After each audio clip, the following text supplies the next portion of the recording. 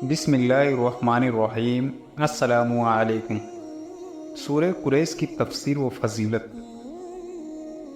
سورہ قریش مکہ میں نازل ہوئی۔ اس میں 4 آیتیں اور 1 رکوع ہے۔ ایک غریب حدیث بحقی کی کتاب خلافیت میں ہے کہ رسول اللہ صلی اللہ علیہ وسلم نے فرمایا، اللہ تعالیٰ نے قریش والوں کو 7 فضیلتیں دی ہیں۔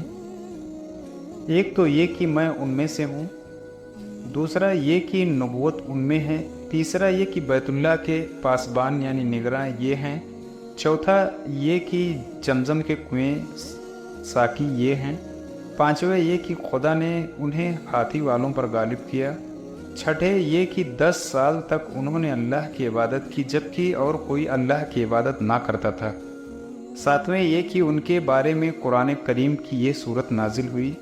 پھر آپ صلی اللہ علیہ وسلم نے بسم اللہ الرحمن الرحیم پڑھ کر یہ صورت تلاوت فرمائی۔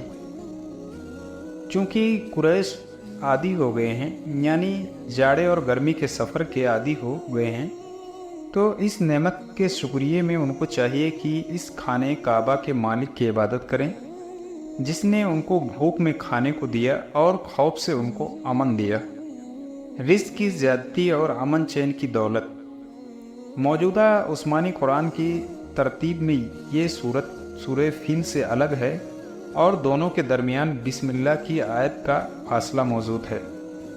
مضمون کے اعتبار سے یہ صورت پہلی صورت کے متعلق ہی ہے، جیسے کہ محمد بن اسحاق اور عبداللہ بن زید بن اسلم وغیرہ نے وضاحت کی ہے۔ اس بنا پر معنی یہ ہوں گے کہ ہم نے مکہ پر حملہ اور ہاتھیوں کو روکا اور ہاتھی والوں کو ہلاک کیا۔ یہ قریشیوں کو الفت دلانے اور انہیں اجتماع کے ساتھ امن کے ساتھ اس شہر میں رہنے سہنے کے لیے تھا، اور یہ مراد بھی بیان کی گئی ہے کہ یہ قریشی لوگ جاڑوں میں کیا اور گرمیوں میں کیا دور دراز کے سفر امن و امان سے طے کر سکتے تھے، کیونکہ مکہ جیسے احترام والے شہر میں رہنے کی وجہ سے ہر جگہ ان کو عزت ملتی تھی، بلکہ ان کے ساتھ جو بھی ہوتا تھا وہ امن و امان سے سفر طے کر لیتا تھا۔ اسی طرح وطن میں ہر طرح کا امن انہیں حاصل تھا، جیسے کہ ایک دوسرے موقع پر قرآن کریم میں موجود ہے کہ کیا یہ نہیں دیکھتے کہ ہم نے حرم کو امن والی جگہ بنا دیا ہے، اس کے آس پاس تو لوگ اغوا کر لیے جاتے ہیں لیکن یہاں کے رہنے والے محفوظ ہیں۔ امام ابن جریر رحمۃ اللہ علیہ فرماتے ہیں کہ لیلا فی میں پہلا نام تعجب کا لام ہے اور دونوں صورتیں بالکل الگ الگ ہیں۔ جیسا کہ مسلمانوں کا اجماع یعنی سب کی ایک رائے ہے، تو گویا یوں فرمایا جا رہا ہے کہ تم قریشیوں کے اس اجماع یعنی میل ملاپ اور الفت پر تعجب کرو کہ میں نے انہیں کیسی بھاری نعمت عطا فرما رکھی ہے۔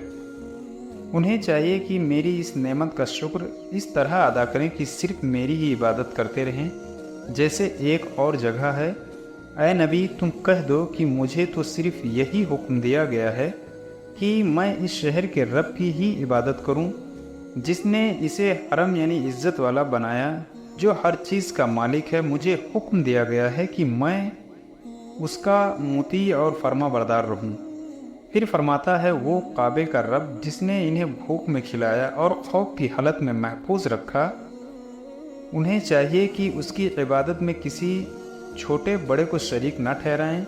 جو خدا کے اس حکم کا پالن کرے گا وہ دنیا کے اس امن کے ساتھ آخرت کے دن بھی امن امان سے رہے گا، اور اس کی نافرمانی کرنے سے یہ امن بھی بے ایمانی، آخرت کا امن بھی ڈر، خوف اور انتہائی مایوسی سے بدل جائے گا۔ جیسے اور ایک موقع پر فرمایا، اللہ تعالیٰ ان بستی والوں کی مثال بیان فرماتا ہے جو امن و اطمینان کے ساتھ تھے، ہر جگہ سے آسانی سے اور خوب زیادہ روزیاں کھینچی چلی آتی تھیں، لیکن انہیں خدا کی نعمتوں کی ناشکری کرنے کی سوجھی، چنانچہ خدا تعالیٰ نے انہیں بھوک اور خوف کا مزہ چکھا دیا۔ یہی ان کے برے اعمال کا بدلہ تھا۔ ان کے پاس انہی میں سے خدا کے بھیجے ہوئے پیغمبر آئے لیکن انہوں نے ان کو جھٹلایا۔ اس ظلم پر خدا کے عذاب نے انہیں گرفتار کر لیا۔ ایک حدیث میں ہے کہ رسول اللہ صلی اللہ علیہ وسلم نے فرمایا، اے قریشیو، تمہیں تو خدا یوں راحت و آرام پہنچائے، گھر بیٹھے کھلائے پلائے، ہر طرف بدامنی کی آگ کے شعلے بھڑک رہے ہوں اور تمہیں امن و امان سے میٹھی نیند سلائے، پھر تم پر کیا مصیبت ہے جو تم اپنے اس پروردگار کی توحید ایک ماننے سے جی چراؤ اور اس کی عبادت میں دل نہ لگاؤ، بلکہ اس کے سوا دوسروں کے آگے سر جھکاؤ۔ سورہ قریش کو پڑھ کر اور سن کر اپنے دوستوں اور جاننے والوں کو شیئر کریں، کیا پتہ اللہ تعالیٰ کو ہماری یہ ادا پسند آ جائے اور جنت میں جانے والوں میں شمار کر دے۔ اللہ تعالیٰ ہمیں علم سیکھنے اور اسے دوسروں تک پہنچانے کی توفیق عطا فرمائے، آمین۔ خدا حافظ، دعوانا الحمدللہ رب العالمین۔